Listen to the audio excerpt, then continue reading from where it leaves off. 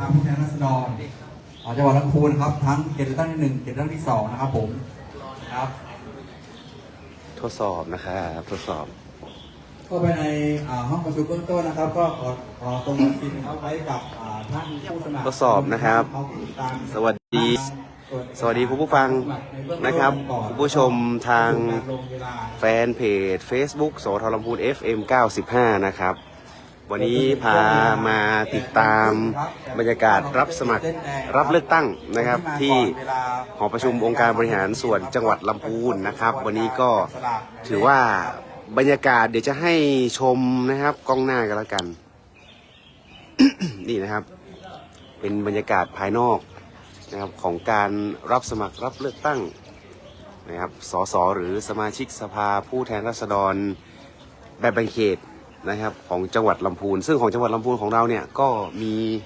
เขตเลือกตั้งนะครับเขตเลือกตั้ง2เขตด้วยกันนะครับบรรยากาศก็ถือว่าคึกคักนะครับตั้งแต่ช่วงเช้าๆนะครับแล้วตอนนี้เองเนี่ยก็มีผู้สมัครบางส่วนนะครับที่เขาก็เดินทางมาถึงในช่วงเช้าหลายคนเนี่ยก็มีทั้งผู้ที่มาให้กำลังใจด้วยนะครับ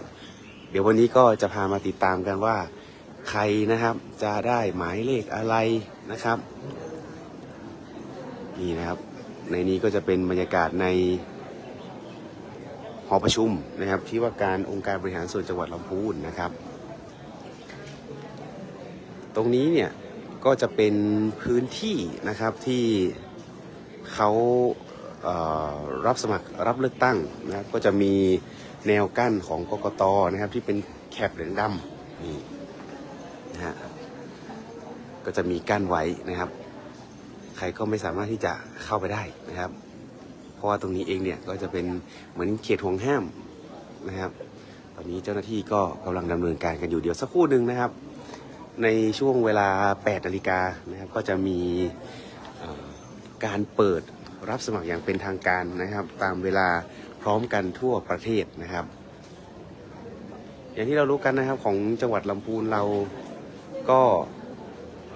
มีสถิติการเลือกตั้งที่เรียกได้ว่ามีเปอร์เซ็นต์ของพี่น้องประชาชนในจังหวัดลำพูนเนี่ยนะครับมาเลือกตั้งเป็นอันดับหนึ่งเขาเรียกว่าเป็นแชมป์นะครับเป็นแชมป์ผู้ที่ออกมาเลือกตั้ง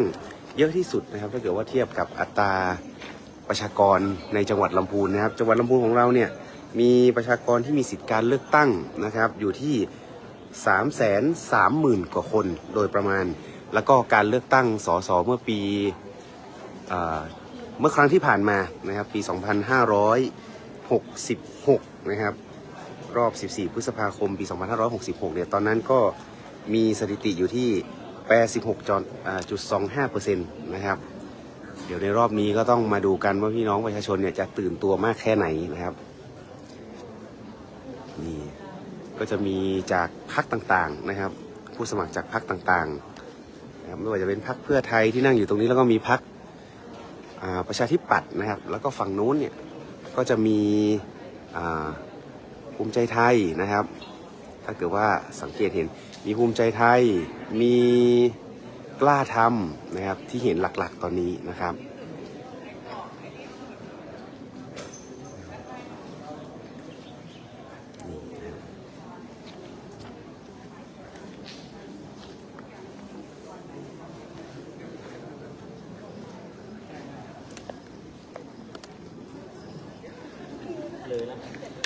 นี่นะครับเป็นเจ้าหน้าที่ลงเวลานะครับเขียนเลือกตั้งที่1เขียนเลือกตั้งที่2นะครับ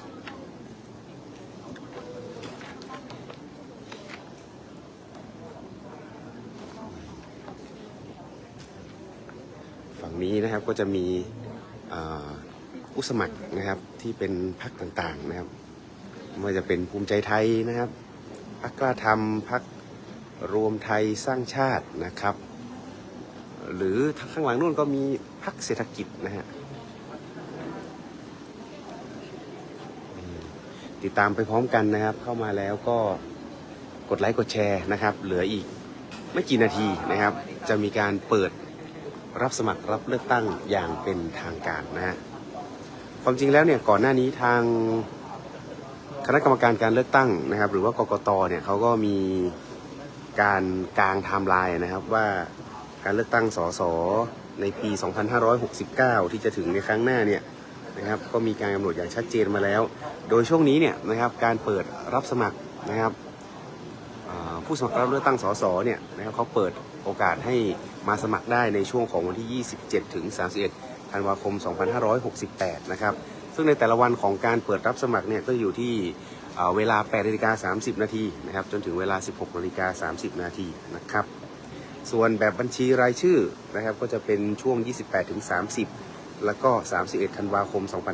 2568 นะครับส่วนการประกาศรายชื่อผู้สมัครสสแบบแบ่งเขตแล้วก็ประกาศรายชื่อสสแบบบัญชีรายชื่อนะครับเขาก็จะมีการประกาศในวันที่ 7 มกราคม 2569 แล้วก็วันที่ 18 มกราคมเนี่ยนะครับก็จะเป็นวันสุดท้ายที่นายทะเบียนมีหนังสือแจ้งรายชื่อผู้มีสิทธิ์เลือกตั้ง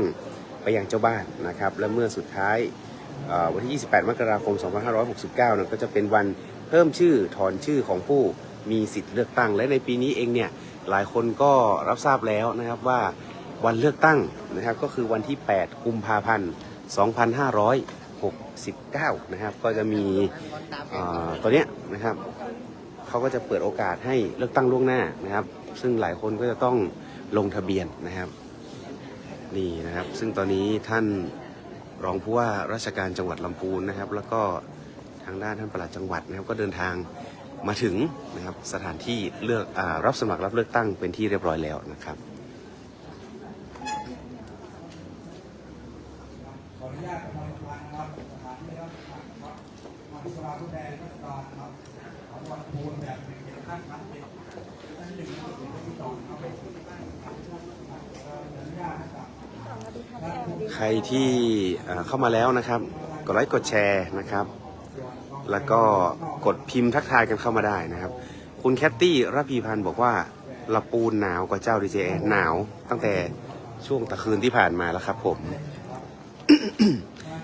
บรรยากาศแต่เจ้านี่ก็ถือว่ากำลังดีนะฮะ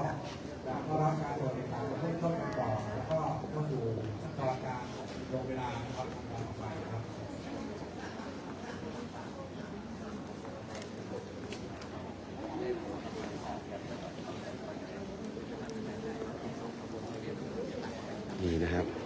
ก็มีผู้สมัครนะฮะเดินทางเข้ามาเรื่อยๆนะครับอันนี้ก็เป็นพรรคโอกาสใหม่นะฮะก็มีชื่อพรรคที่เราอาจจะไม่เคยได้ยินนะครับก็มีบ้างนะเดี๋ยวติดตามไปด้วยกันก็แล้วกันนะครับภาพเสียงชัดเจนไหมครับตอนนี้พิมพ์กันเข้ามาหน่อยหนึ่งนะครับจะได้รู้ว่าเสียงถ่ายทอดสดตอนนี้ไม่มีปัญหานะฮะ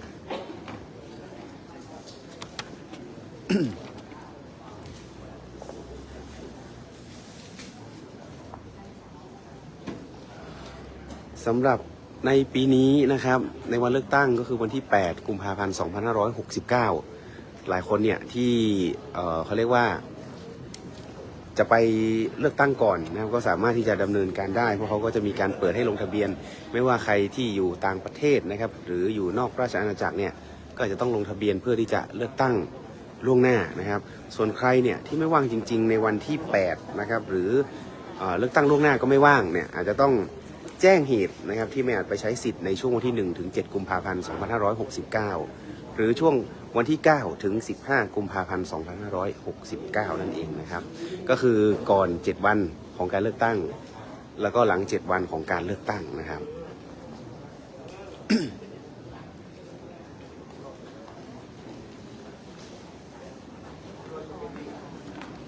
ดูเวลาตอนนี้แล้วนะครับ 8:01 นาทีนะฮะ 8:01 นาทีเดี๋ยวจะพาไปชมบรรยากาศข้างนอกนะครับว่าเป็นยังไงกันบ้างนะฮะบรรยากาศข้างนอกนะครับก็มีผู้ให้กำลังใจนะฮะผู้ให้กำลังใจจากพรรคต่างๆนะครับก็มีจุดพักคอยตอนนี้ก็เตรียมที่เขาเรียกว่าลุ้นนะครับวันนี้คนที่เขาลุ้นก็คือมาลุ้นนะครับสำหรับผู้ที่สมัครเนี่ยเขาก็จะลุ้นกันนะครับว่าจะได้เบอร์อะไรนะเพราะว่าผู้สมัครแต่ละท่านเนี่ยเขาก็ลุ้นนะครับเบอร์ไหนมีความจำง่ายสุดหรือ เบอร์ไหนนะครับ ที่จะเป็นที่จดจำต่อการที่จะให้พี่น้องประชาชนมาเลือกนี่เดี๋ยววันนี้ก็มาลุ้นกันนะครับว่าจะใครจะได้เบอร์อะไรนะครับสำหรับผู้ที่สมัครนะฮะนี่ความจริงวันนี้ก็มาเจอนะครับสำหรับเจ้าหน้าที่นะครับเป็นเจ้าหน้าที่ที่คอยดูแลนะครับสำหรับสถานที่รับสมัครเลือกตั้งวันนี้ครับในส่วนตรงนี้เนี่ยเขา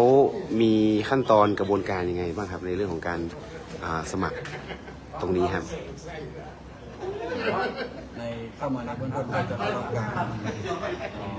การตรวจเอกสารในเบื้องต้นจากพนักงานสอบสวนครับก็เป็นการลงนามอันนี้ทำได้ก่อนแต่ในการครับก็สามารถเป็นการข้อตกลงคนที่เป็นต่อครับว่าเราทำในธรรมชาติเรากระบวนการจัดสรรก็จะเป็นขั้นตอนเราประกาศว่า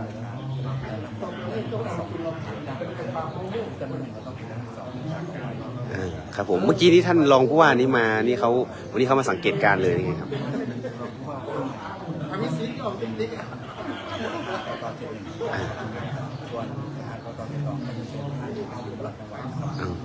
วันนี้เขาก็มาเขาเรียกว่าการสังเกตการใช่ไหมครับครับผมแล้ววันนี้สำหรับผู้ที่มาสมัครเนี่ยมีข้อห้ามอะไรหรือเปล่าครับในเรื่องของระเบียบต่างๆนะครับก็สำหรับในการรับสมัครในนี้นะท่านผู้สมัครก็จะต้องไปศึกษาในระเบียบขั้นตอนในการรับสมัครในเบื้องต้นทางผู้สมัครในเบื้องต้นทางข้อห้ามในการจัดการนะครับส่วนในข้อมูลในนี้เราก็เสนอเข้าผู้สมัครเข้าไปตรวจผู้ดำเนินการเท่านั้นเลยนะครับแล้วก็เห็นว่าตรงนี้เนี่ยเขามีเขตในเรื่องของการปิดกั้นอะไรตรงนี้คือเขาห้ามทั้งสื่อมวลชนแล้วก็อันนี้ไม่ให้เข้าเลยใช่ไหมครับเข้าไปได้แค่เฉพาะเจ้าหน้าที่ที่มาแล้วก็สามารถถ่ายภาพสภาพไปทำกิจการในการทำงานของเจ้าหน้าที่ได้ครับผมวันนี้นี่คาดการว่าน่าจะในเซตแรกเขาเรียกว่าในผู้ที่มาสมัครเซตแรกเนี่ยเขาก็จะมีการจับเบอร์ก่อนใช่ไหมครับเราจะจับรับผิดนะครับครับลองบอกเหตุผลสักนิดนึงครับถ้าว่าทำไมเขาถึงมากันตอนเช้าอย่างนี้ฮะก็เหมือนเราว่าจะต้องมาเอาระดับหมายเลขนะครับหมายเลขกันก่อนครับถ้าเกิดคนที่มาในวันนี้ก็จะได้ระดับหมายเลขระดับไปก่อนนะครับคนที่มาในวันถัดไปวันที่2ก็ระดับหมายเลขก็จะต่อจากสุดท้ายของระดับหมายเลขครับผมครับนี่นะครับก็ถือว่าเป็นข้อห้ามอะไรต่างๆนะครับเจ้าหน้าที่กกต.ก็มีการประชาสัมพันธ์นะครับเขามีจุดประชาสัมพันธ์ตรงนี้แล้วก็ที่หน้าประตูนะครับสำหรับคนที่มาสมัครนะครับเขาก็บอกว่าสามารถนะครับเข้าไปก็คือผู้สมัครรับเลือกตั้ง1ท่านนะครับแล้วก็ผู้ติดตามได้เพียงแค่1ท่านเท่านั้นนะฮะนี่นะครับท่านผู้อำนวยการกกต.จังหวัดลำพูนนะครับท่านก็มาดูแลสถานที่ด้วยตนเองนะฮะ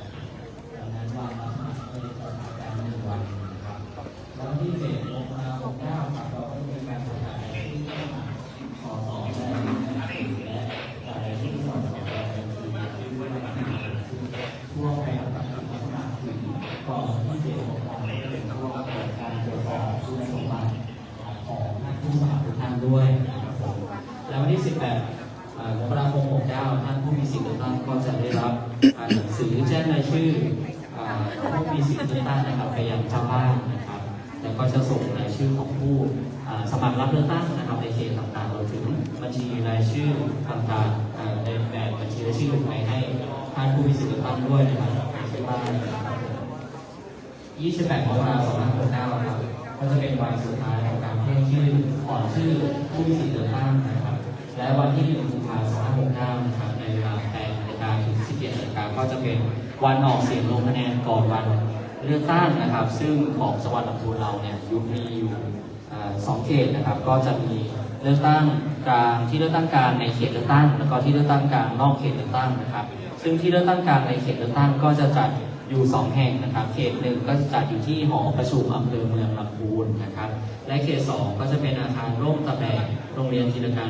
บ้านโมกนะครับอำเภอบ้านโมกนะครับในส่วนของที่เลือกตั้งกลางนอกเขตเลือกตั้งนะครับเขตที่1นะครับของจังหวัดอุบลเราก็จะจัดที่หอประชุมสารกลางจังหวัดนะครับอำเภอลำไม้นะครับอำเภอเมืองลำพูนนะครับหอประชุมสารกลางจังหวัดลำพูนลำไม้นะครับเขตที่2ก็จะจัดที่หอประชุมโรงเรียนจินตการบ้านโมกอำเภอบ้านโมกนะครับซึ่งทางสำนักงานกต.ก็ได้ประชาสัมพันธ์นะครับภายในช่องทางต่างๆแล้วนะครับและวันที่ถ้าสมมติว่าท่านผู้มีสิทธิ์เลือกตั้งไม่สามารถไปใช้สิทธิ์เลือกตั้งได้ก็มีอยู่2ช่วงนี้นะครับที่สามารถแจ้งเหตุที่ไม่อาจไปใช้สิทธิ์เลือกตั้งได้นะครับเพื่อไม่ให้ถูกจำกัดสิทธิ์เนาะ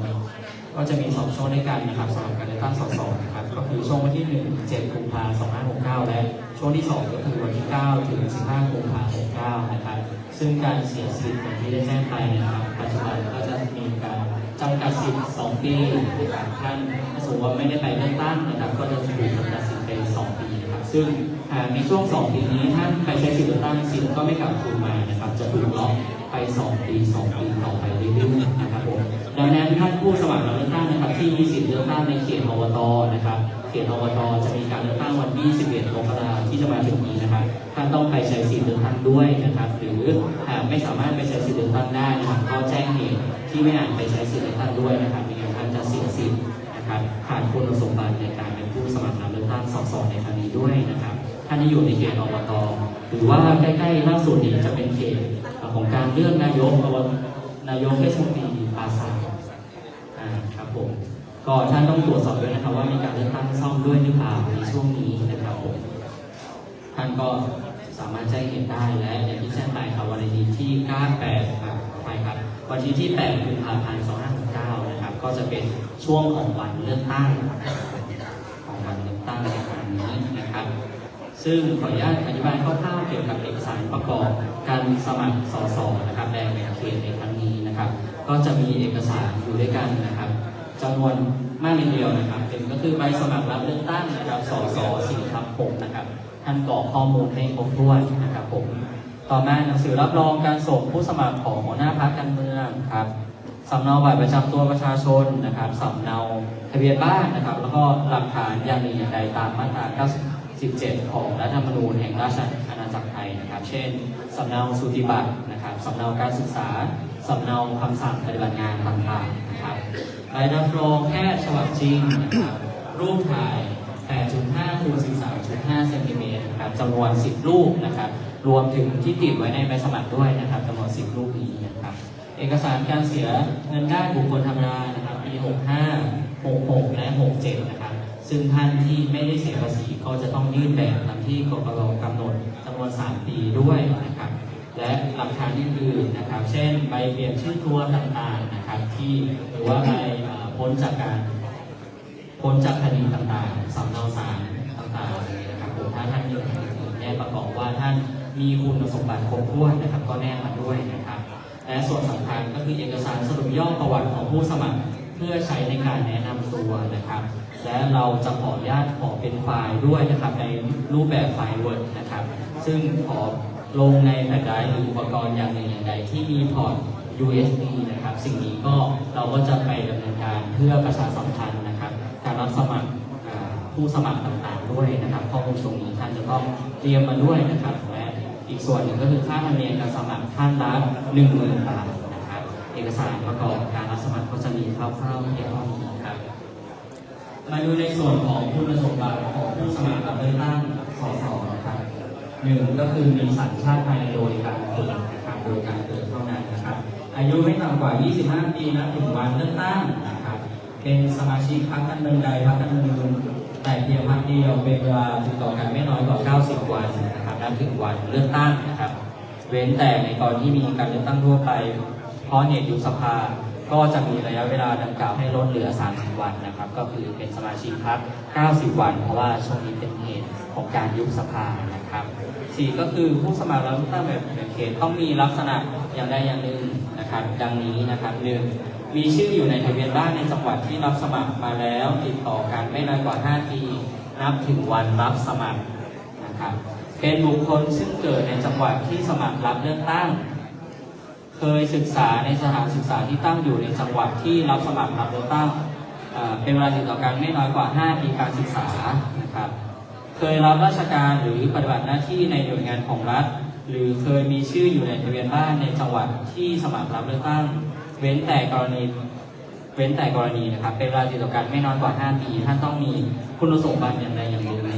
ข้อนี้นะครับจึงสามารถลงรับสมัครใน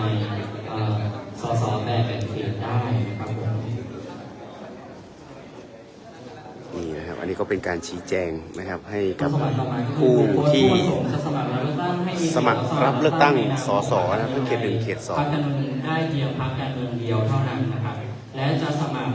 รับเลือกตั้งสสแบบแบ่งเขตและแบบบัญชีรายชื่อพร้อมกันไม่ได้นะครับต้องเลือกลงสมัครนะครับผู้สมัครรับเลือกตั้งสสต้องเป็นผู้ซึ่งพรรคการเมืองที่ตนเป็นสมาชิกพรรคส่งสมัครรับเลือกตั้งนะครับก็จะมีหลักฐานรับรองอยู่นะครับผม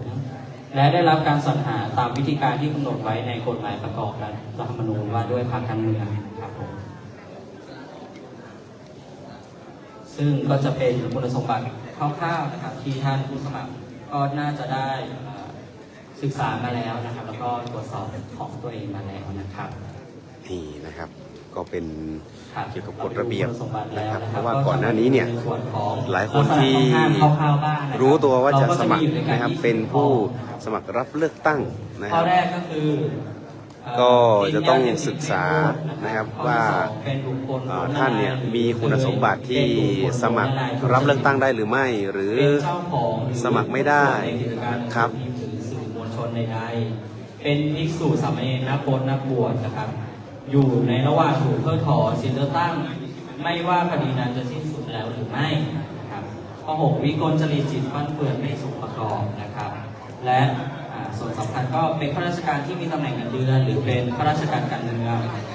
เป็นสมาชิกสภาท้องถิ่นหรือผู้บริหารท้องถิ่นนะครับเป็นสมาชิกวุฒิสภาหรือเคยเป็นสมาชิกวุฒิสภาและสมาชิกภาพสิ้นสุดแล้วไม่ถึง 2 ปีครับอยู่ระหว่างต้องห้ามไม่ให้ดำรงตำแหน่งทางการเมืองเคยพ้นโท นี่ ษ นะครับ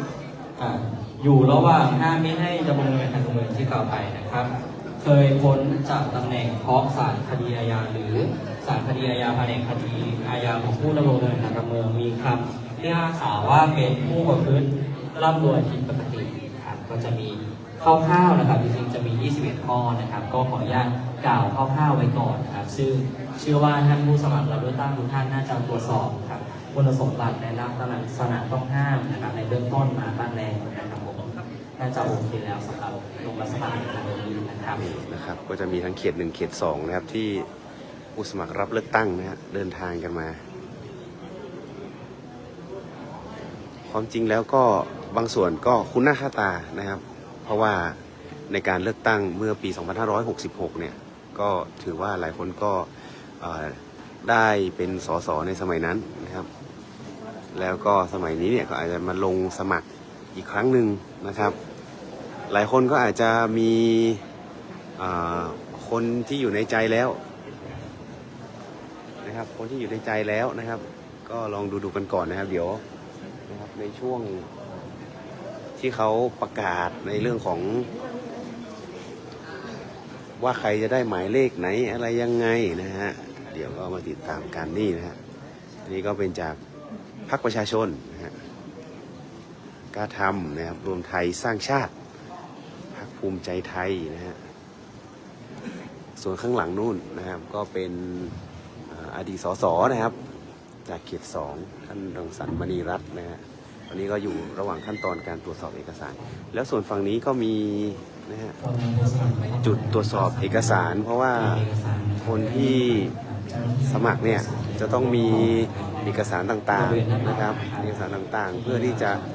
สมัครนะครับ จะขออนุญาตนะครับให้อยู่บริเวณที่จัดไว้นะครับก็คือบริเวณด้านหลังนี้นะครับนี่นะครับผู้สมัครก็ถือว่าก็รู้จักกันนะฮะก็รู้จักกันก็พูดจาทักทายกันนะฮะพูดจาทักทายกัน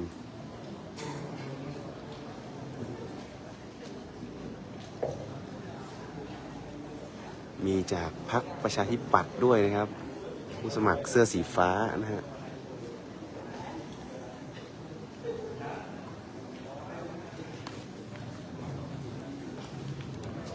ย้ำกันอีกทีหนึ่งนะครับเกี่ยวกับไทม์ไลน์ของการเลือกตั้งสมาชิกสภาผู้แทนราษฎรนะครับในปี 2569 นะครับหลายคนก็จะบอกว่า 2568 นะไม่ใช่ยุบสภานะฮะ 2568 แต่การเลือกตั้งจริงๆเนี่ยจะมีขึ้นในวันที่ 8 กุมภาพันธ์ 2568 นะครับโดยวันนี้เองเนี่ยก็เป็นวันแรกของการเปิดรับสมัครรับเลือกตั้งนะครับสสเขต 1 แล้วก็สสเขต 2 นะครับหลายคนมาวันนี้วันแรกตั้งแต่ช่วงเช้าก็ถือว่ามาก่อนนะครับบางคนก็ถือเคสที่แบบว่ามาวันนี้ได้เบอร์ดีแน่นอนนี่นะครับเดี๋ยวก็มาติดตามกันนะครับว่าใครจะได้เบอร์อะไรหมายเลขอะไรนะครับส่วนสำหรับวันเลือกตั้งคือวันที่ 8 กุมภาพันธ์นะครับแต่ใครหลายคนก็บอกว่าอ้าวช่วงวันที่ 8 กุมภาพันธ์นะครับท่านอาจจะไม่ว่างนะครับท่านก็สามารถขอเลือกตั้งล่วงหน้าได้โดยเฉพาะบางคนเนี่ยนะครับอยู่เขาเรียกว่าอยู่นอกราชอาณาจักรอยู่ต่างประเทศอยู่ต่างจังหวัดนะครับอยากจะเลือกตั้งล่วงหน้าเพราะวันที่ 8 กุมภาพันธ์เนี่ยนะครับ 2569 ไม่สามารถที่จะมาเลือกตั้งได้ท่านก็สามารถลงทะเบียนกันได้แล้วใครเนี่ยที่ไม่สามารถเลือกตั้งล่วงหน้าได้นะครับหรือบางท่านเนี่ยไม่สามารถมาเลือกในวันปกติได้นะครับก็สามารถไปแจ้งเหตุที่ไม่อาจไปใช้สิทธิ์นะครับได้ในช่วงวันที่ 1 ถึง 7 กุมภาพันธ์แล้วก็ 9 ถึง 15 กุมภาพันธ์นะครับ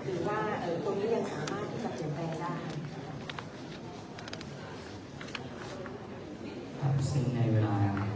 8:25 นาทีนะครับจะขออนุญาตให้ภายในนี้นะครับจะมีเพียงท่านผู้สมัครรับเลือกตั้งแล้วก็ผู้ติดตามเพียง1 ท่านเท่านั้นนะครับจะขออนุญาตให้ท่านที่เป็นคณะทำงานนะครับยืนรอบริเวณด้านนอกนะครับนั่งรอบริเวณด้านนอกนะครับเราจะมีจุด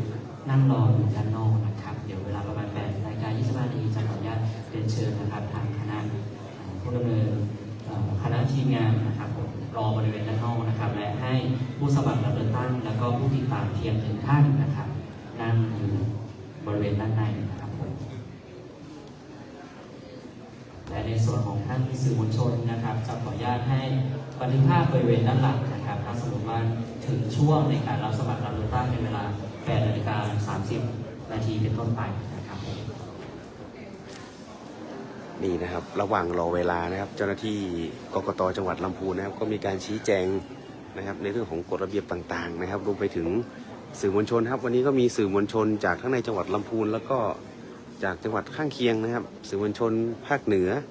สื่อส่วนกลางนะครับมีว่าจะมีสติ๊กเกอร์ด้วยนะฮะที่ส่งข่าวให้กับส่วนกลางวันนี้เขาก็มากันอย่างคึกคักนะฮะอย่างคึกคัก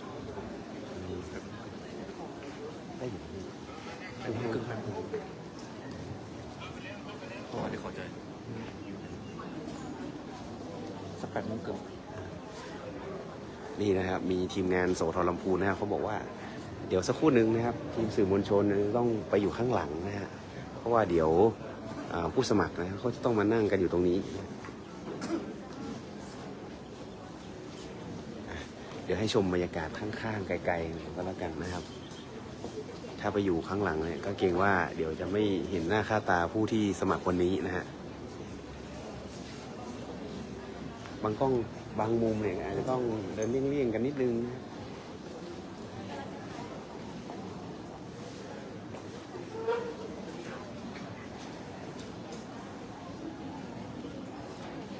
มาลุ้นไปด้วยกันนะครับว่าใครนะครับผู้สมัครท่านไหนจะได้หมายเลขอะไรนะฮะเดี๋ยวก็มาติดตามกันนะครับ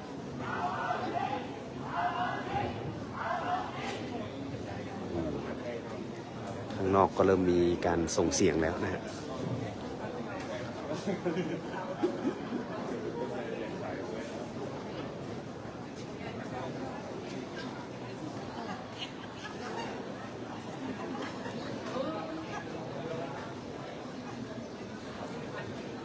เดี๋ยวสักครู่หนึ่งนะครับจะพาไปชมบรรยากาศข้างนอกกันนะครับแล้วเดี๋ยวพอถึงเวลาเดี๋ยวเราจะกลับมาชมบรรยากาศข้างในหอประชุมที่ว่าการองค์การบริหารส่วนจังหวัดลำพูนนะครับนี่นะครับ เรียกได้ว่าก็เป็นบรรยากาศกองเชียร์นะครับกองเชียร์ของผู้สมัครแต่ละท่านนะครับของแต่ละพรรคนะครับก็ถือว่าตอนนี้นะครับบรรยากาศคึกคักกว่าในช่วงเวลา 8 นาฬิกาเมื่อสักครู่นี้ที่เพิ่งเริ่มต้นการถ่ายทอดสดนะครับนี่นะครับเขาเรียกว่าบรรยากาศของผู้ที่มาร่วมเชียร์เนี่ยก็จะอยู่กันเป็นมุมๆนะฮะฝั่งนี้ก็จะเป็นมุมของกองเชียร์นี่ผู้สมัครรับเลือกตั้งของฝั่งพรรคเพื่อไทยนะครับส่วนฝั่งนี้เนี่ยนะครับก็จะเป็นของพรรคประชาชนนี่นะครับเป็นของพรรคประชาชนส่วนอีกมุมหนึ่งนะฮะอีกมุมหนึ่งฝั่งนี้เนี่ยก็จะเป็นพรรคกล้าทำนี่นะครับโอ้บรรยากาศคือคักมากๆนะฮะก็มีการเตรียมรถนะฮะเขาเรียกว่ารถแห่เนาะคนบ้านเฮาคนละปูนนี่นะครับก็เตรียมกันไว้นะครับนี่ส่วนฝั่งตั้งเพหรือฝั่งทางนี้นะครับก็จะเป็นนี่นะครับของฝั่งรถแห่ของพรรคประชาธิปัตย์นะฮะนี่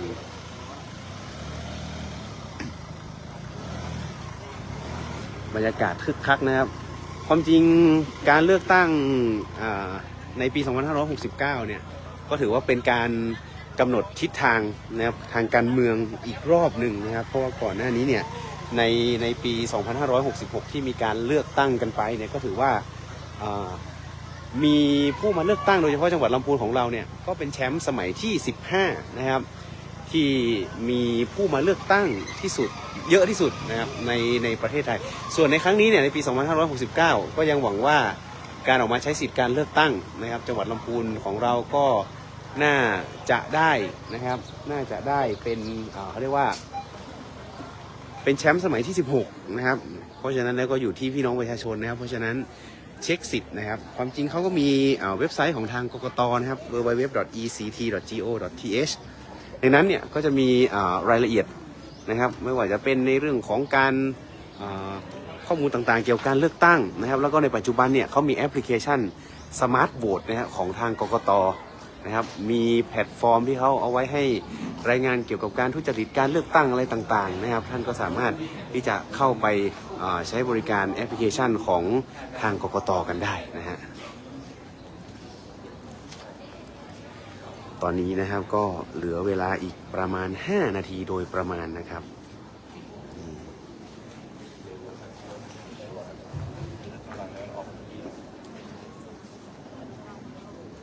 การยื่นใบสมัครกรณีที่ผู้สมัครยื่นใบสมัครพร้อมกันนะคะหรือว่ายื่นก่อนเวลารับสมัครก็ผอ.กกต.ก็จะจัดให้มีการประชุมก่อนนะคะผู้สมัครเพื่อตกลงลำดับการยื่นใบสมัครหากไม่สามารถตกลงกันได้นะคะก็จะดำเนินการจับฉลากนะคะก็วิธีการจับฉลากก็จะจับ2 รอบนะคะรอบแรกก็ผอ.กกต.ก็จะเป็นผู้จับนะคะรายชื่อเพื่อเป็นการยื่นนะคะการจัดครั้งที่1ของกกต.เขตนะคะก็จะจับชื่อของผู้สมัครในสลากที่เหมือนกันแล้วใส่ภาชนะเพื่อให้ทราบว่าเป็นสลากของผู้สมัครท่านไหนนะคะหลังจากนั้นผอ.กกต.เขตก็จะเป็นผู้จับสลากชื่อผู้สมัครปีละ1 ใบแล้วผู้สมัครที่ถูกจับมาเป็นลำดับแรกก็จะถือว่าผู้สมัครนั้นเป็นผู้มีสิทธิ์จับฉลากลำดับในการยื่นใบสมัครก่อนนะคะแล้วก็ชื่อผู้สมัครใดที่จับมาเป็นลำดับต่อไปก็ให้ถือว่าผู้สมัครนั้นเป็นผู้มีสิทธิ์จับฉลากเป็นลำดับต่อไปแล้วก็จะทำจนครบจำนวนผู้สมัครที่มายื่นก่อนเวลา8 นาฬิกา 30 นาทีหลังจากนั้นครั้งที่ 2ผอ.กกต.เขตก็จะจัดทำหมายเลขนะคะตั้งแต่หมายเลข 1ถึงหมายเลขที่เท่ากับจำนวนผู้สมัครที่ทำการจับฉลากครั้งที่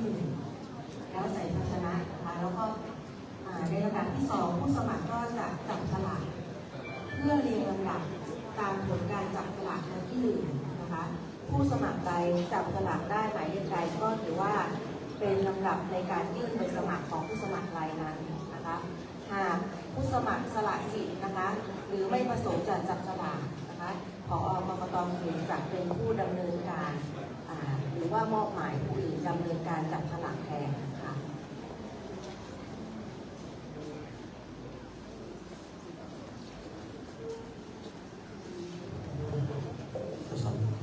ครับซึ่งอย่างที่ทางท่านหัวหน้ากลุ่มจัดการเลือกตั้งได้มีส่วนร่วมได้แจ้งไปนะครับการจับสลากของผู้สมัครในครั้งที่2เนี่ยจะยังไม่ใช่เบอร์นะครับจะเป็นลำดับการยื่นใบสมัครนะครับถ้าสมมติว่าท่านยื่นใบสมัครเอกสารครบถ้วนถูกต้องนะครับทางท่านผอ.เขตออกลำดับการสมัครให้แล้วนะครับจะถือว่าเบอร์นั้นเป็นเบอร์ของท่านนะครับถ้าท่านเอกสารครบถ้วนชำระเงินครบถ้วนนะครับก็จะได้รับเบอร์ไปนะครับก็ท่านจะต้องอ้างอิงเบอร์จากไปรับสมัครของที่ท่านผอ.การเลือกนะครับท่านได้ออกให้ครับผมลำดับที่ท่านจำได้จะเป็นลำดับเบื้องต้นของการยื่นใบสมัครนะครับเดี๋ยวท่านผอ.ก็จะอธิบายให้ท่านอีกครั้งหนึ่งนะครับผมเหลือเวลาอีก2 นาทีนะครับ2 นาทีนะครับอย่างที่ได้นำเรียนไปนะครับจะขออนุญาตให้ท่านที่อยู่บริเวณห้องนี้นะครับเป็นท่านผู้สมัครรับเลือกตั้งนะครับแล้วก็ผู้ติดตามส่วนหนึ่งท่านนะครับอยู่บริเวณด้านในนะครับ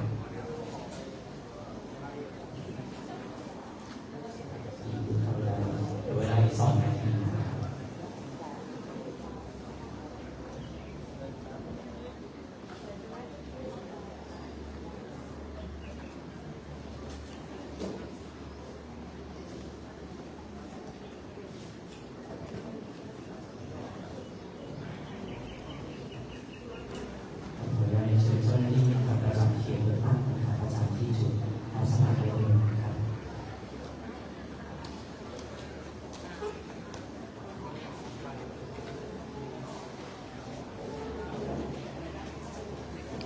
นี่นะครับเป็นบรรยากาศสดๆนะครับของการรับสมัครรับเลือกตั้งนะครับตอนนี้เหลือเวลาอีกประมาณนาทีกว่าๆนิดๆนะฮะเดี๋ยวก็จะมีการดำเนินการตามขั้นตอนต่อไปนะฮะ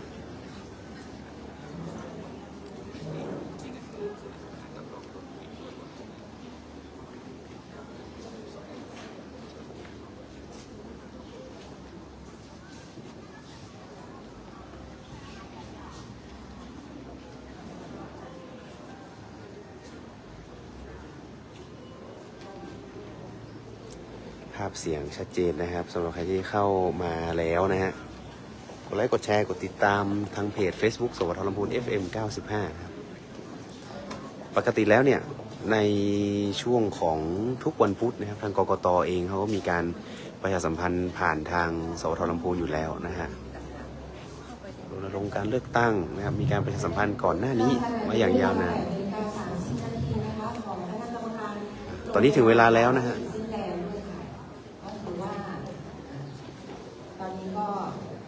ผู้สมัครที่มาพร้อมกันก็จบที่สเต็ปนี้นะคะในลำดับต่อไปนะคะจะขอเชิญว่าที่ผู้สมัครนะคะเรียงตามที่มาลงเวลานะคะเข้ามานั่งบริเวณด้านในนะคะท่านแรกนะคะขอเป็นเขตเลือกตั้งที่1ก่อนนะคะท่านแรกค่ะขอเชิญนายประกอบยอดยาค่ะเดี๋ยวเราจะให้ไปฟังเสียงบรรยากาศสดๆข้างในก็แล้วกันนะฮะ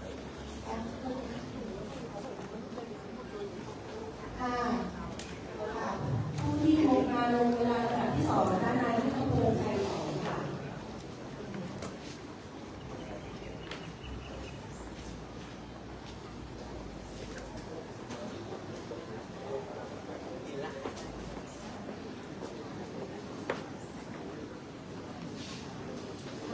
ลำดับ3นะคะนายพิพิสิทธิ์การสวนปูค่ะ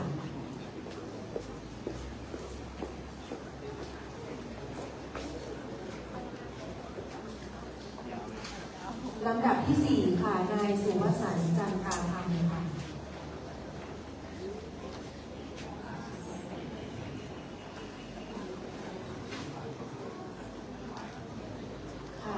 5นะคะนาย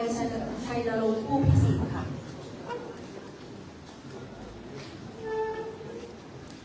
ใครที่เข้ามารับชมแล้วนะครับ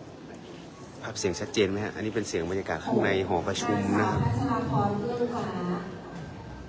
7 นายชวินคำบุญเรืองค่ะ และ 8 นายณัฐชัยวงศ์ชัยรุ่งเรืองค่ะ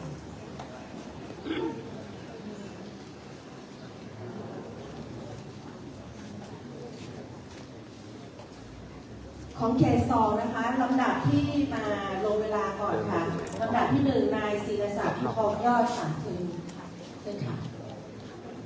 นี่นะครับเป็นว่าที่ผู้สมัครเขตหนึ่งนะดูหน้าค่าตากันไว้นะครับ ใครจะได้เบอร์ไหน นายประเสริฐเอวจันทร์ค่ะ 3 ว่าที่ร้อยตรีอภิชาติเนตรผาค่ะ 4 นาวาเอกนัทพงศ์พุทธเสนีค่ะ 5 นายชัชพีวรรณาภิรัตน์ค่ะ 6 นายรังสรรค์มณีรัตน์ 7 นายอดิศรแก้วเล็กค่ะ และ 8 ว่าที่ร้อยตรีหญิงชนิสราข้างหาค่ะ ของเขตเลือกตั้งที่ 2 มีทั้งสิ้น 8 ท่านค่ะ อันนี้เมื่อกี้เขตหนึ่งนะฮะเขตสองนะครับก็8 ท่านนะฮะเขตสอง8 ท่านเดี๋ยวพาไปดูหน้าค่าตากันสักนิดหนึ่งนะครับนี่นะครับ หลายคนก็คุ้นหน้าคุ้นตานะครับสำหรับเขตสองนะ โดยในผู้สมัครสามารถนั่งได้นะคะเพื่อเป็นสักขีพยานในการรับสมัครของเขตเลือกตั้งที่ 1 และเขตเลือกตั้งที่ 2 ของจังหวัดลำพูนค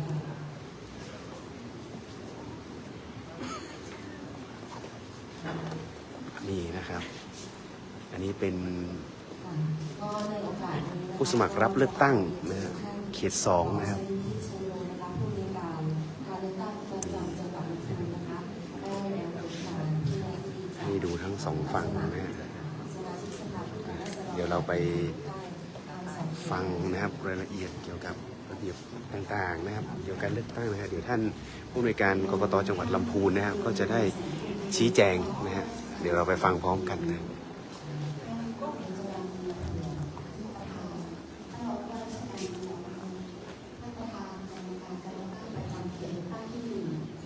ท่านปรีชาสมชัย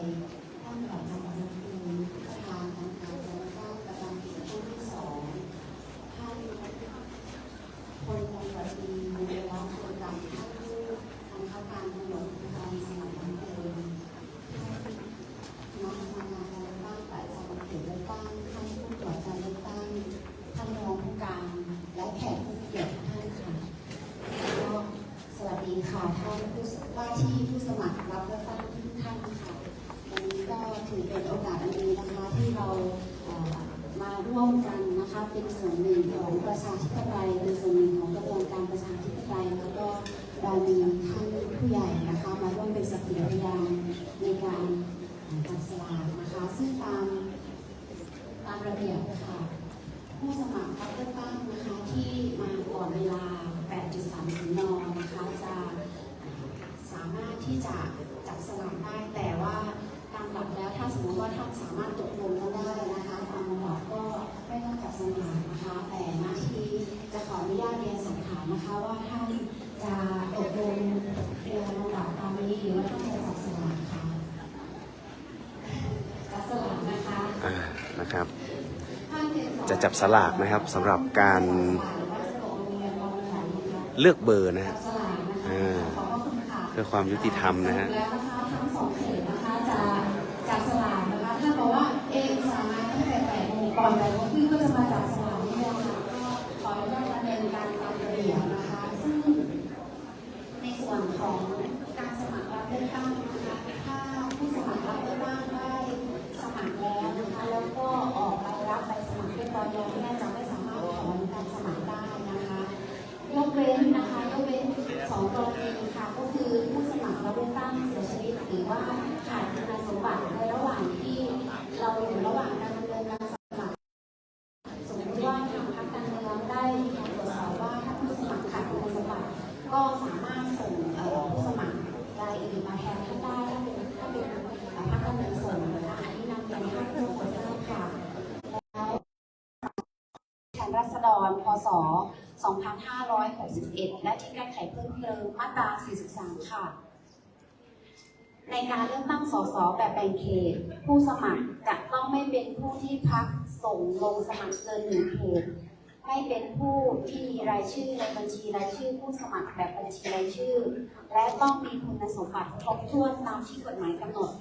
ซึ่งหากผู้สมัครรู้ตัวว่าไม่มีสิทธิ์แต่ยังสมัครและปกปิดจะถือว่าการเลือกตั้งนั้นไม่สุจริตเที่ยงธรรม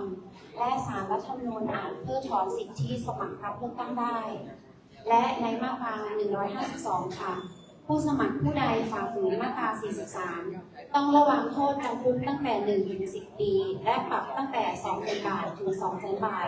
และให้ศาลสั่งเพิกถอนสิทธิเลือกตั้งของผู้นั้นมีกำหนด 20 ปีค่ะสำหรับขั้นตอนการสมัครนะคะหลังจากที่ดำเนินการจับสลากแล้วซึ่งกระบวนการในการจับสลากนะคะจะขออนุญาตเริ่มจากเขตเลือกตั้งที่ 1 ก่อนนะคะแล้วจะ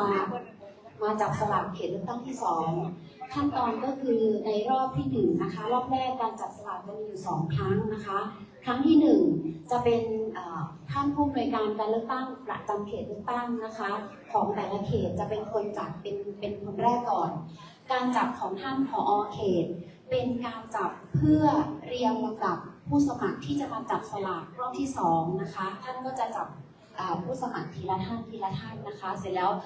ใครที่เป็นลำดับแรกนะคะก็จะมีสิทธิ์จับสลากลำดับในการยื่นใบสมัครนะคะตามลำดับนะคะซึ่งลำดับการยื่นใบสมัครยังไม่ใช่หมายเลขของท่านนะคะความหมายก็คือเป็นแค่ลำดับการยื่นใบสมัครนะคะ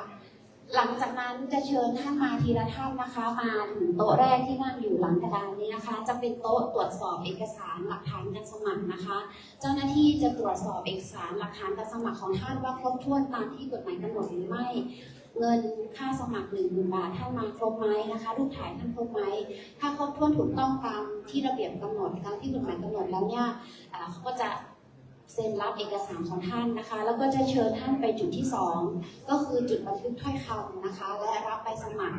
พอเจ้าหน้าที่บันทึกถ้อยคำของท่านเรียบร้อยแล้วก็จะรับใบสมัครของท่านนะคะ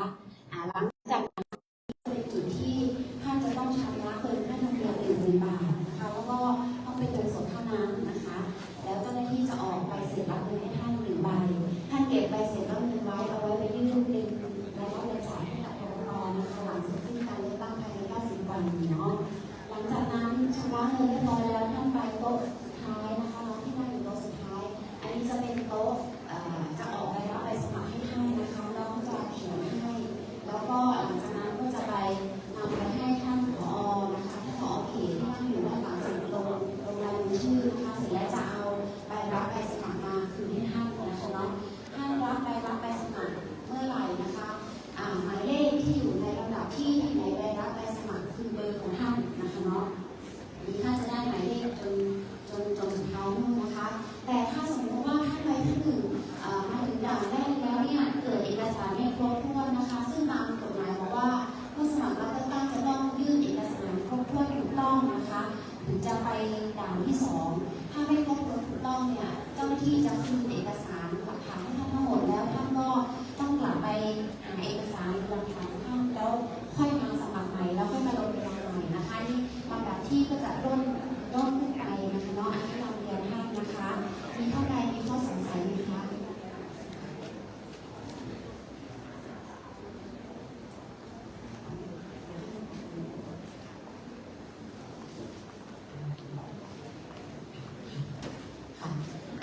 หลังจากนั้นนะคะหลังจากที่เรียบร้อยแล้วนะคะท่านก็จะเจ้าหน้าที่ก็จะเชิญท่านเป็น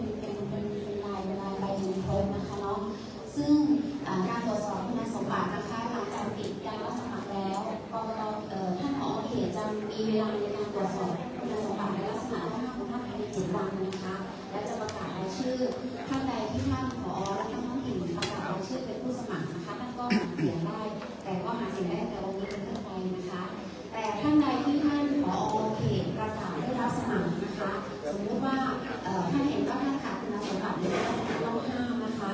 แล้วท่านมั่นใจว่าท่านมีคุณสมบัติทั่วๆเลยนะคะท่านก็สามารถไปยื่นคำร้องต่อศาลฎีกาได้ภายใน7 วันนับแต่วันที่ท่านผอ.เขตประกาศได้รับสมัครท่านนะคะเนาะอันนี้นำเรียนท่านนะคะแล้วแต่ว่าหากมีเหตุการณ์นี้ถ้ามีข้อสงสัยประการใดสามารถไป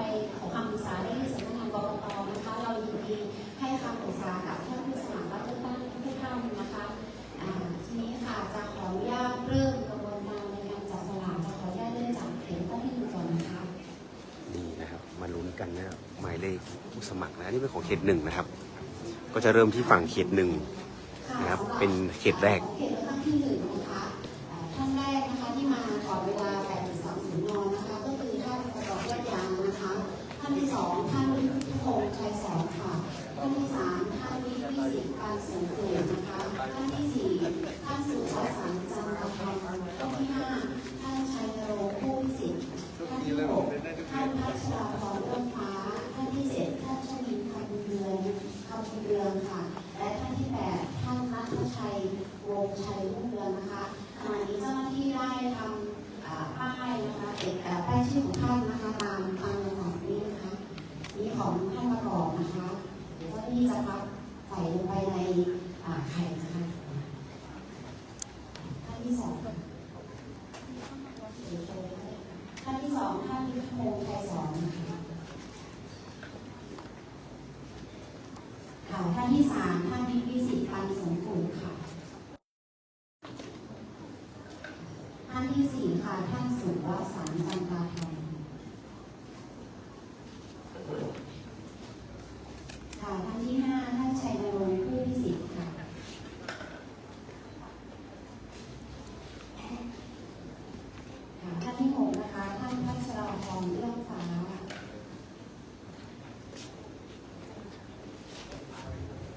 ค่ะท่านที่7นะคะท่านชวินคำบุญเรืองตอนนี้นะครับเป็นขั้นตอนของการใส่ชื่อผู้สมัครรับเลือกตั้ง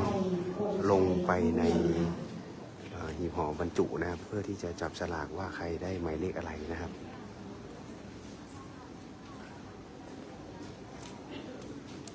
หลังจากที่เดี๋ยวเจ้าหน้าที่เอาชื่อของท่านนะคะใส่ลงไปในภาชนะจับสลากแล้วเดี๋ยวท่านผอ.กรกตเขตนะคะเขตที่ท่านจะเป็นคนจับค่ะก่อนเดี๋ยวท่านก็จะโอนก่อนนะคะเพื่อให้ค้ากันนะคะเนาะ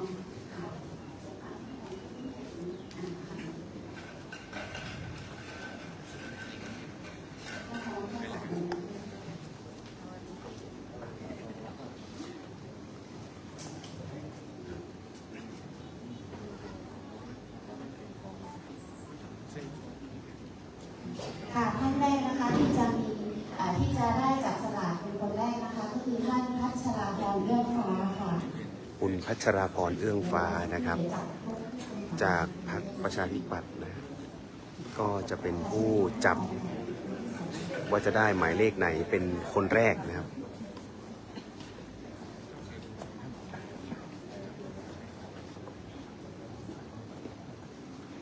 ท่านที่2นะคะท่านวิสิทธิ์ปันสวนปลูกค่ะคนที่2นะครับคุณวิสิทธิ์ปันสวนปลูกนะครับที่จะได้จับนะครับว่าจะได้หมายเลขอะไรนะครับ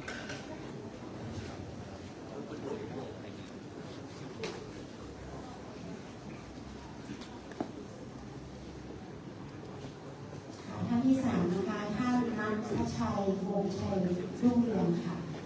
คนที่3นะครับคุณณัฐชัยวงศ์ชัยรุ่งเรืองนะครับจะเป็นอันดับ3ในการ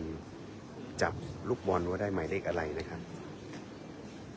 ท่านที่4นะคะท่านยุทธพงษ์ชัยสอนค่ะท่านที่4นะครับท่านยุทธพงษ์ชัยสอนนะครับ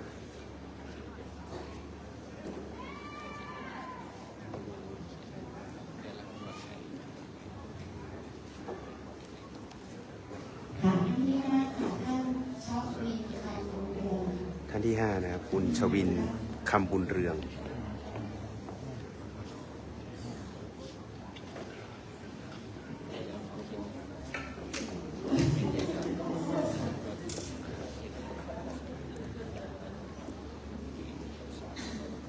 คนจับก็ตื่นเต้นค่ะ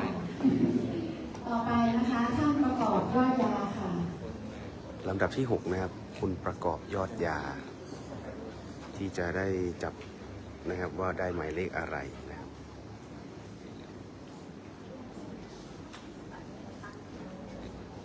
ลำดับ7ท่านสุวสันต์ค่ะลำดับที่7นะครับคุณสุวสันต์จันตาธรรมนะครับ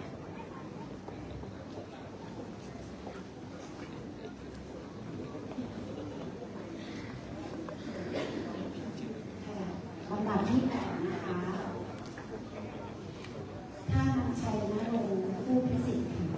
ลำดับที่ 8 นะครับ คุณชัยนรงค์ผู้พิสิทธิ์นะครับ เรียบร้อยแล้วนะคะ อันนี้จะเป็นลำดับที่ของท่านผู้สมัครรับเลือกตั้งที่ได้มาจับสลากเพื่อยื่นลำดับใบสมัครนะคะ เดี๋ยวขออนุญาตเจ้าหน้าที่เตรียมอุปกรณ์สักครู่ค่ะ นะครับตอนนี้ทางด้านเจ้าหน้าที่กกตนะครับก็กำลังจะบรรจุนะครับหมายเลขลงไปในหีบห่อนะครับ เริ่มจากหมายเลข 1นะคะหมายเลข 2ค่ะ พิมพ์กันเข้ามาหน่อยนะครับสำหรับใครที่เป็น FC หรือแฟนคลับของผู้สมัครรับเลือกตั้งคนไหนนะฮะก็อยากให้ท่านไหนได้หมายเลขอะไรนะครับลองพิมพ์กันมาสักนิดนึงนะครับ 3ค่ะ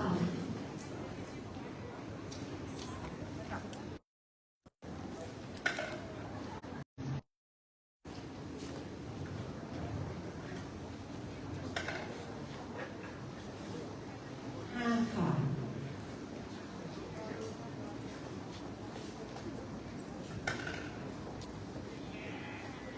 6ค่ะ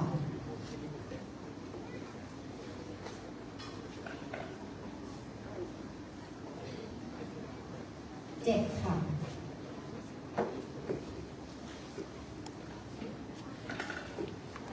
พูดถึงบรรยากาศปีนี้สักนิดนึงนะครับ การจัดจุดที่เลือกหมายเลขปีนี้ถือว่าโอเคมากเลยนะครับ ทั้งสื่อมวลชนแล้วก็ผู้ติดตามเนี่ยสามารถมองเห็นได้ง่ายมาก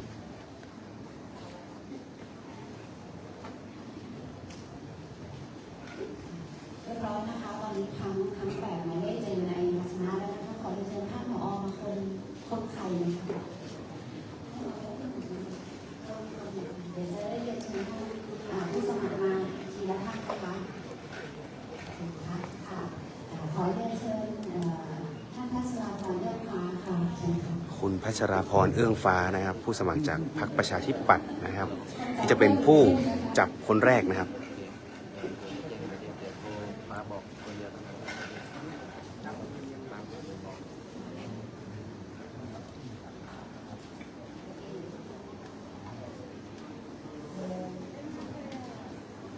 ผู้สมัครเองก็ตื่นเต้นนะฮะว่าจะได้หมายเลขอะไร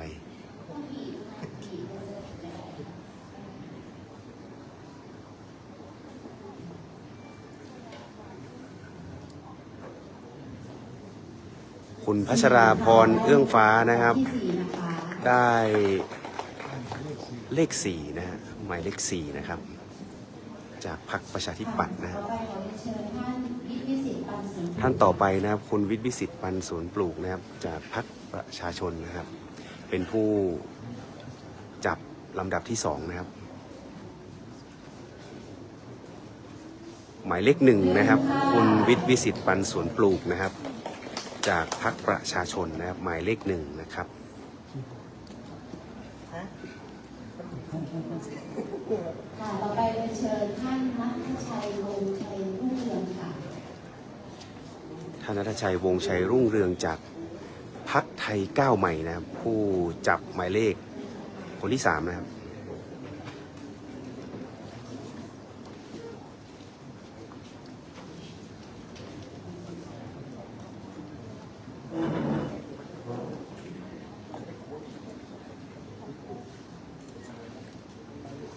ได้หมายเลข 2 นะครับ ได้หมายเลข 2 นะครับ ค่ะต่อไปเรียนเชิญท่านยุทธพงศ์ชัยสอนค่ะ ท่านยุทธพงศ์ชัยสอนจากพรรคภูมิใจไทยนะครับ ผู้จับสลากหมายเลขลำดับที่ 4 นะครับ ได้หมายเลข 3 นะครับ คุณยุทธพงศ์ชัยสอนได้หมายเลข 3 นะครับ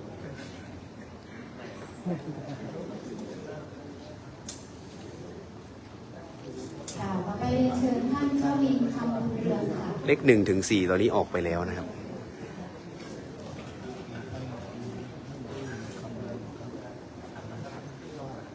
คุณชวินคำบุญเรืองนะครับ จากพรรครวมไทยสร้างชาตินะครับ ได้หมายเลข 7 ค่ะ ได้หมายเลข7นะครับได้หมายเลข7นะครับความจริงเสียงแฟนคลับข้างนอกก็เริ่มเฮกันแล้วนะครับลำดับต่อไปเชิญท่านประกอบยอดยาค่ะ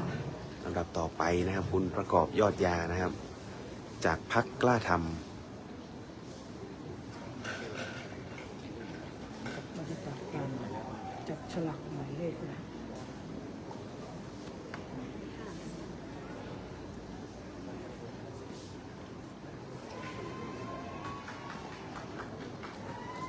คุณประกอบยอดยาได้หมายเลข6นะครับ ค่ะ จากพรรคกล้าทำนะครับ ประกอบยอดยาได้หมายเลข6นะครับ ต่อไปเชิญท่านสุวสันต์จันตาธรรมค่ะ คุณสุวสันต์จันตาธรรมนะครับ 5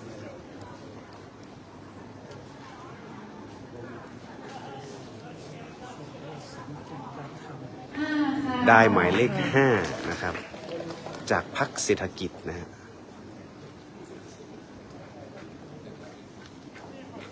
ค่ะอีกท่านหนึ่งนะคะเรียนเชิญท่านชัยนรงค์ผู้พิสิทธิ์ค่ะ และลำดับที่8นะครับคุณชัยนรงค์ผู้พิสิทธิ์จากพรรคเพื่อไทยครับ เพื่อไทยชัยนรงค์ได้หมายเลข ได้หมายเลข8นะครับนี่คุณชัยนรงค์ผู้พิสิทธิ์พรรคเพื่อไทยนะครับ หมายเลข8นะฮะเดี๋ยวจะซูมใกล้ๆนะครับ เราได้ดำเนินการตามขั้นตอนเป็นที่เรียบร้อยแล้วนะคะ แถวหลังนะครับคือแถวหลังนะครับแถว2เนี่ยคือหมายเลขที่เขาจับสลากแล้วนะครับ แล้วก็ได้เป็นเบอร์ที่จะใช้ในเรื่องของการหาเสียงเลือกตั้งนะครับ ดูตามชื่อเลยนะครับ แรกนะคะก็คือท่านวิสิทธิ์ปานสมปลูกนะคะ ท่านที่สองก็ท่านนัทชัยวงชัยรุ่งเรืองค่ะ ท่านที่สามท่านยุทธพงษ์ชัยสอนท่านที่สี่ท่านพัชราพรเอื้องฟ้า ท่านที่ห้าท่านสุวสันต์จันทธรรม ท่านที่หกท่านประกอบยอดยา ท่านที่เจ็ดท่านชวินคำบุญเรือง และท่านที่แปดนะคะท่านชัยนรงค์ผู้วิสิทธิ์นะคะ เดี๋ยวเจ้าหน้าที่จะเรียนเชิญท่านตามลำดับนะคะ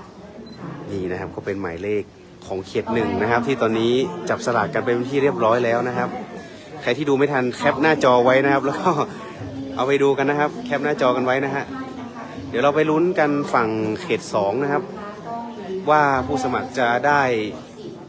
หมายเลขอะไรนะครับในการเลือกตั้งครั้งนี้นะฮะ เอวจักรค่ะท่านที่สามว่าที่ร้อยตรีอภิชาติเอกขาวท่านที่สี่นาวาเอกนัทพงศ์โคชเสรีท่านที่ห้าท่านชัชพีวรรณาภิรัตน์ท่านที่หกท่านรังสรรค์บุญรัตน์ท่านที่เจ็ดท่านอดิศรแก้วเล็กและท่านที่แปดว่าที่ร้อยตรีหญิงชาลิสลาว่างทางค่ะซึ่งเดี๋ยวเราจะขออนุญาตให้เจ้าหน้าที่นะคะได้โชว์ ส่วนเขต2นะครับก็จะเป็นเหมือนเขต1นะครับเขต1เขาก็จะนำชื่อของผู้สมัครแต่ละท่านเนี่ยใส่ลงไปในหีบห่อบรรจุนะครับเป็นเขาเรียกว่าไข่นะฮะก็จะบรรจุชื่อลงไปนะครับว่าใครจะได้เป็นผู้จับหมายเลขเขาเรียกว่าสุ่มหมายเลขอันดับที่เท่าไหร่นะครับขั้นตอนก็จะเป็นเหมือนของเขต1เลยนะใครที่เข้ามาชมแล้วนะกดไลค์กดแชร์กดติดตามนะครับลองพิมพ์ส่งกำลังใจกันมานะครับว่าอยากให้เขต2เนี่ยใครอยากให้ผู้สมัครท่านไหนได้เบอร์อะไรนะครับลองพิมพ์กันเข้ามาดูนะครับ ท่านที่หกท่านรังสรรค์มณีรัตน์ค่ะ ท่านที่เจ็ดท่านอดิศรแก้วเล็กค่ะ และท่านที่แปดว่าที่ร้อยตรีหญิงชาติที่สามฟ้างคาค่ะเดี๋ยวเจ้าหน้าที่จะพับนะคะพับแล้วก็ใส่ในภาชนะนะคะ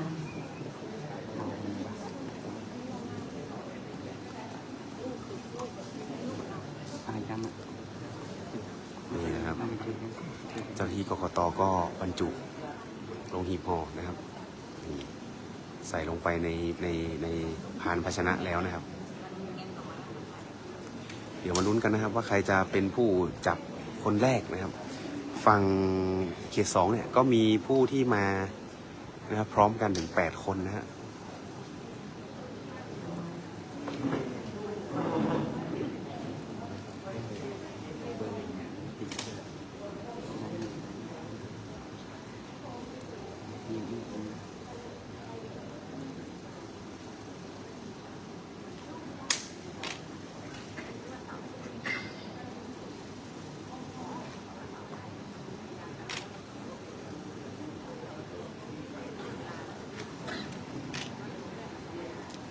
นี่นะผู้สมัครก็ลุ้นนะครับ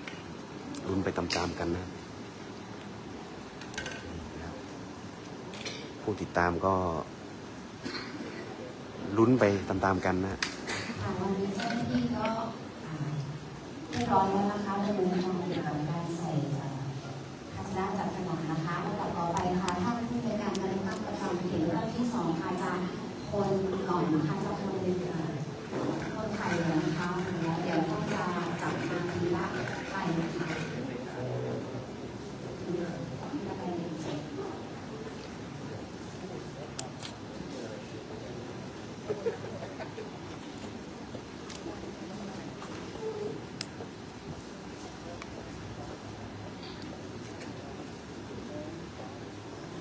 ท่านแรกนะครับที่จะจับสุ่มหมายเลขนะครับ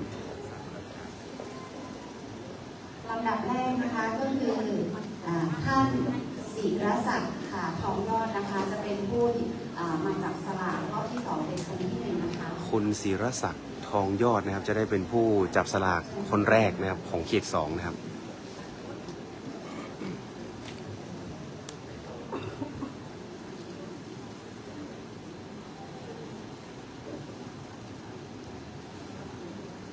ท่านที่ 2ค่ะท่านประเสริฐเอวจักรค่ะท่านที่ 2นะครับท่านประเสริฐเอวจักรนะครับเรียงเลยนะครับผม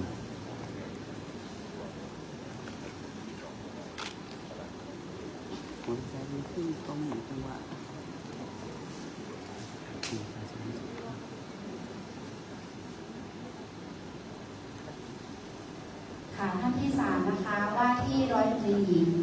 ชนิสราขว้างทาค่ะลำดับที่ 3นะครับว่าที่ร้อยตรีหญิงชนิสาขว้างธรรมนะครับขว้างทานะฮะขออภัยนะ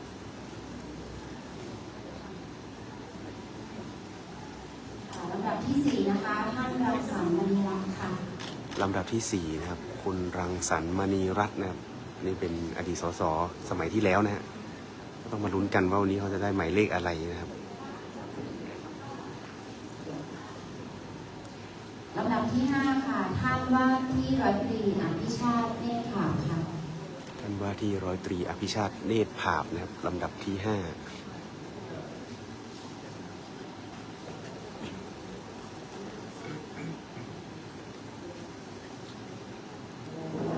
ลำดับที่ 6ค่ะท่านชัชพีลำดับที่ 6นะครับคุณชัชพีวรรณาภิรักษ์นะครับ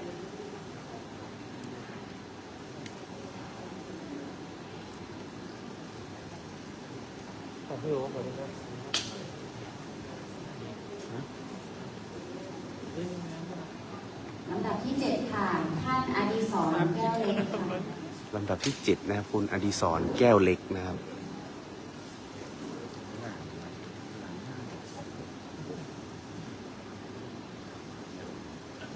และลำดับที่ 8นะคะท่านนาวาเอกณัฐพงศ์โคชเสนีค่ะลำดับที่ 8นะครับนาวาเอกณัฐพงศ์โคชเสนีนะครับตอนนี้การจับสลากว่าใครที่จะได้จับเป็นอันดับที่เท่าไหร่นะครับก็ได้ทราบกันเป็นที่เรียบร้อยแล้วนะครับอันดับต่อไปนี่จะเป็นการจับหมายเลขนะครับหมายเลขว่าจะต้องเอาหมายเลขไหนไปหาเสียงนะครับสำหรับเขต 2นะฮะท่านที่ 3ว่าที่ร้อยตรีหญิงชนิสราขว้างทานะคะท่านที่ 4ท่านรังสรรค์มณีรัตน์ท่านที่ 5ว่าที่ร้อยตรีอภิชาติเนตรผาบท่านที่ 6ท่านชัชพีวรรณาภิรัตน์ท่านที่ 7ท่านอดิศรแก้วเล็กและท่านที่ 8นะคะนาวาเอกณัฐพงศ์โคชเสนีค่ะจะขออนุญาตโชว์ลำดับที่นะคะหมายเลข 1ค่ะตอนนี้นะครับก็อยู่ขั้นตอนในการบรรจุ หมายเลขนะครับ หมายเลข2ค่ะ ลงในหีบห่อแล้วก็ใส่ในพานภาชนะนะครับ 3ค่ะ ก็คือตามที่ตกลงกันนะครับ ก็คือจะเป็นการ 4ค่ะ จับสุ่มหมายเลขนะครับ ว่าตนเองได้หมายเลขอะไรนะครับ 5 ทั้ง2เขตนะครับ กระบวนการขั้นตอนก็จะเหมือนกันนะครับ เหมือนกันเลย ลำดับที่7ค่ะและลำดับที่8ค่ะ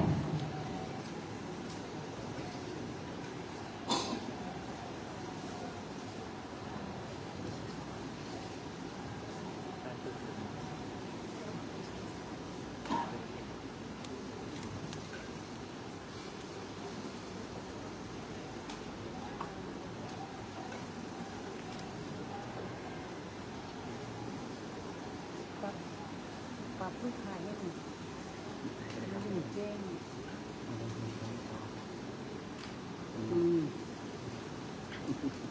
ย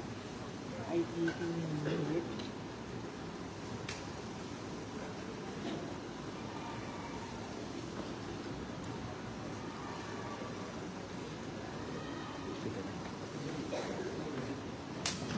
ค่ะตอนนี้เจ้าหน้าที่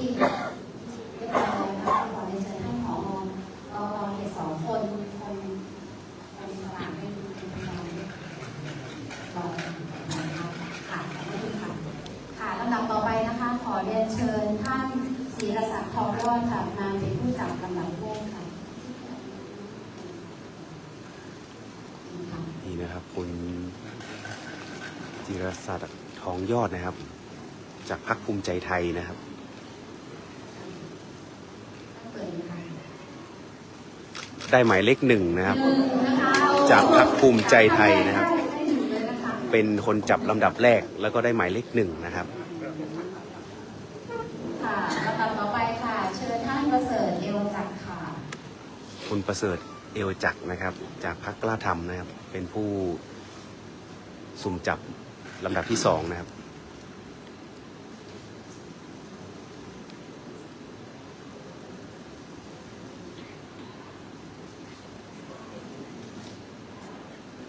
ได้หมายเลข2นะครับ เป็นผู้จับนะครับลำดับที่2แล้วก็ได้หมายเลข2นะครับ จากพรรคกล้าทำนะครับ คุณประเสริฐเอวจักรนะครับว่าที่100 ตรีหญิงชนิดสราขว้างทานะครับ จากพรรคประชาธิปัตย์นะครับ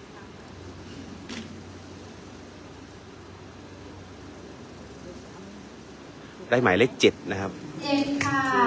ได้หมายเลข7นะครับ ของประชาธิปัตย์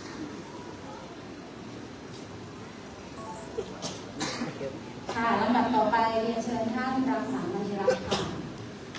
คุณรังสรรค์มณีรัตน์นะครับ จากพรรคเพื่อไทยนะครับ เป็นผู้จับลำดับที่4นะฮะ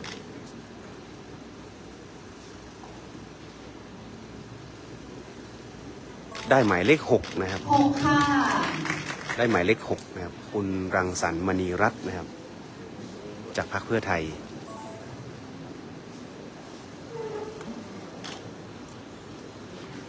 ลำดับต่อไปเชิญท่านว่าที่ร้อยตรีอภิชาติเนตรขามค่ะ ว่าที่100 ตรีอภิชาติเนตรผามนะครับ จากพรรครวมไทยสร้างชาติ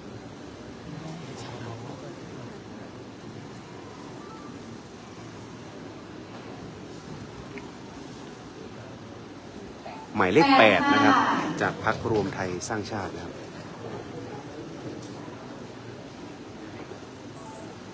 ลำดับต่อไปเชิญท่านชัชพีวรรณาธิรัตน์ค่ะ คุณชัดพีวรรณาพิรัตน์นะครับ จากพรรคประชาชน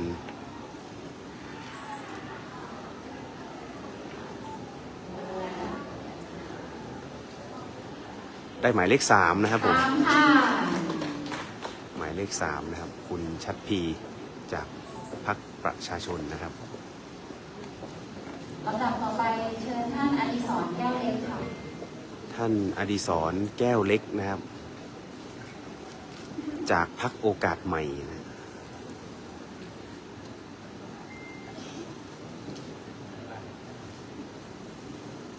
ได้หมายเลข5นะครับ หมายเลข5นะครับ จากพรรคโอกาสใหม่ ค่ะ และลำดับท ที่8นะคะขอเชิญท่านนาวาเอกณัฐพงศ์โคชเสรีค่ะ นาวาเอกอันนี้จากพรรคเศรษฐกิจนะครับ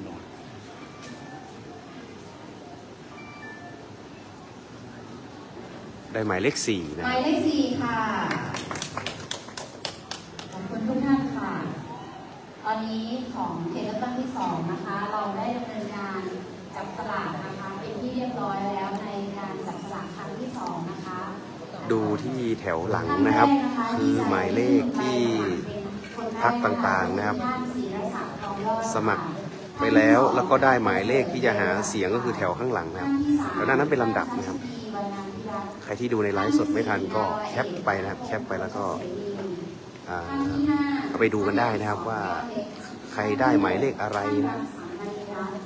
ท่านที่7ว่าที่ร้อยตรีหญิงชนิสราคว่างพาและท่านที่8ว่าที่ร้อยตรีอภิชวนีข่าวค่ะหากเอกสารการสมัครของทุกท่านครบถ้วนต้องนะคะก็จะหมายเลขก็จะได้ตามนี้นะคะแต่หากท่านใดท่านหนึ่งนี่นะครับอันนี้เป็นของเขต2นะครับเขต2ถัดมาก็จะเลื่อนตอนนี้นะครับก็ถือว่าได้ทราบกันเป็นที่เรียบร้อยแล้วนะครับสำหรับผู้สมัครท่านไหนนะครับแล้วก็ได้หมายเลขหาเสียงหมายเลขอะไรนะครับเดี๋ยวผมนะครับจะอัปเดตนะครับลงเพจ Facebook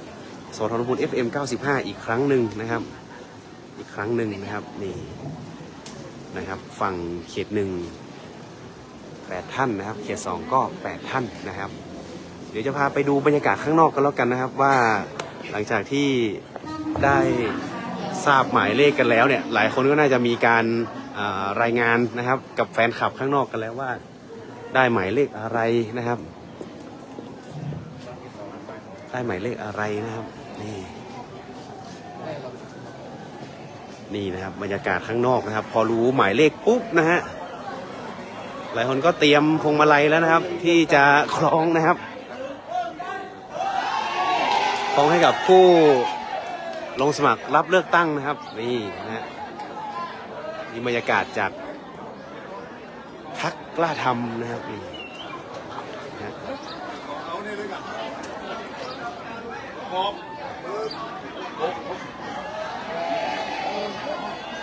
นี่นะครับส่วนฝั่งนี้นะครับก็จะเป็นของ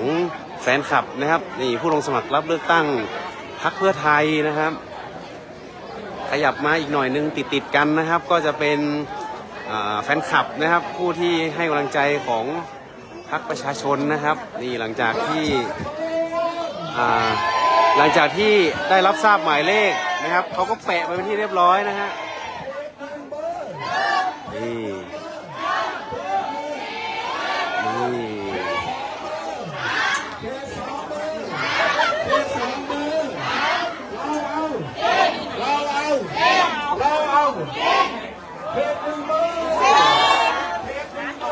เมื่อกี้เบอร์1นะฮะอันนี้จะเป็นของฝั่งพรรคประชาธิปัตย์นะฮะคุณพัชราพรเอื้องฟ้านะครับนี่ผู้สมัครเขต1นะฮะอันนี้นะฮะ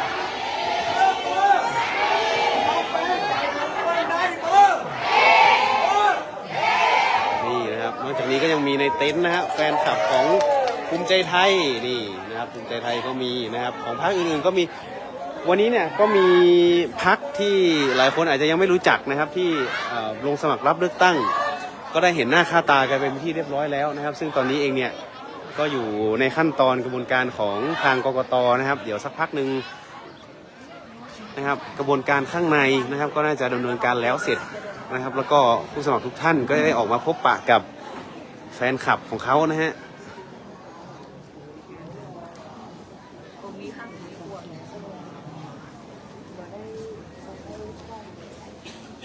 นี่นะครับหลังจากที่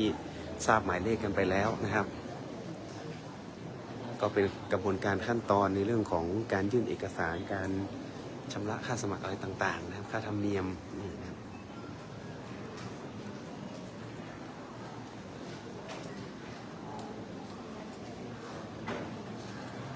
ดำเนินการทั้งสองฝั่งนะครับเขต1กับเขต2นะครับ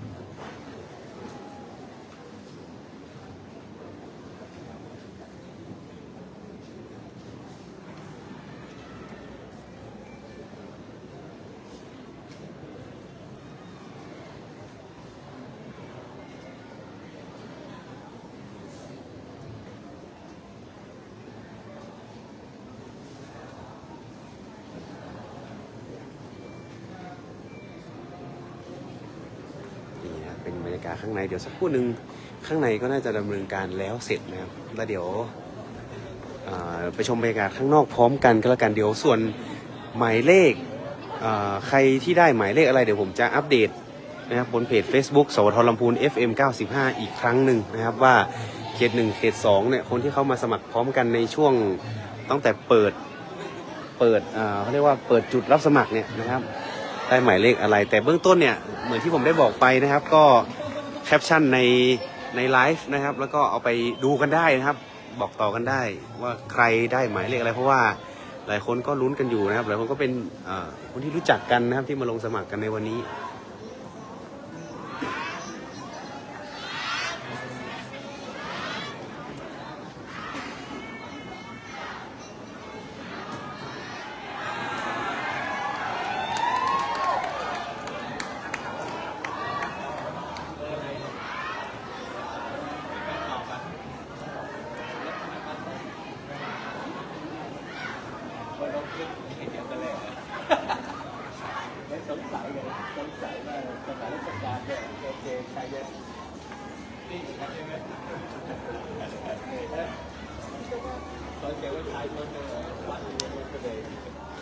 ฝากถือเข้าห้องน้ำด้วย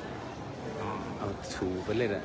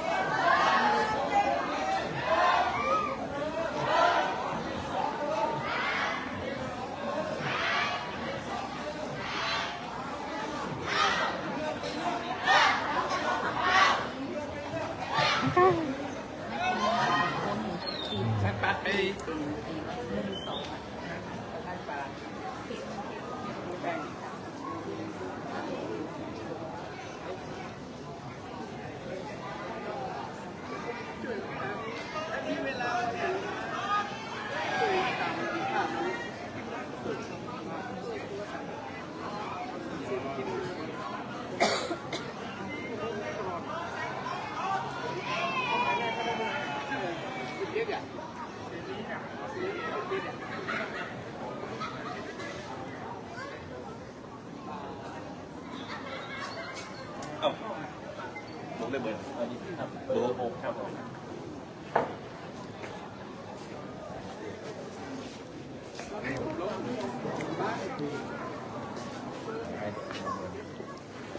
ไลฟ์สด